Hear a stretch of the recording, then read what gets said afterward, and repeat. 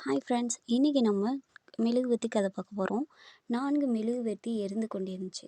லேசாக காற்று வீசிக்கொண்டே இருந்தது. காற்றை கண்டதும் அமைதி என்ற முதல் மெழுகுவர்த்தி, ஐயோ காற்று வீசுகின்றது, நான் அணைந்து விடுவேன் என்று பலவீனமாக சொன்னது. காற்று பட்டதும் அணைந்து விட்டது. அன்பு என்ற அடுத்த மெழுகுவர்த்தியும் காற்றை எதிர்க்க முடியாது என்று அணைந்து விட்டது. அறிவு என்ற 3வது மெழுகுவர்த்தியும் காற்றை எதிர்கொள்ள முடியாமல் அணைந்தது.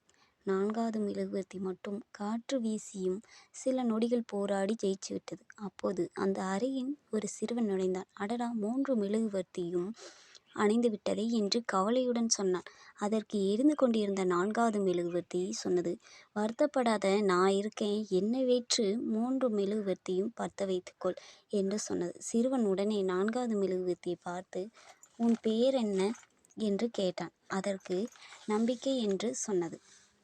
நம்ம எப்போதும் வாழ்க்கையில் நம்பிக்கையை மட்டும் இழக்கக்கூடாது. இந்த கதை பிடிச்சிருந்தா லைக் பண்ணுங்கள், ஷேர் பண்ணுங்கள், சப்ஸ்கிரைப் பண்ணிவிட்டு வீடியோ பாருங்கள்.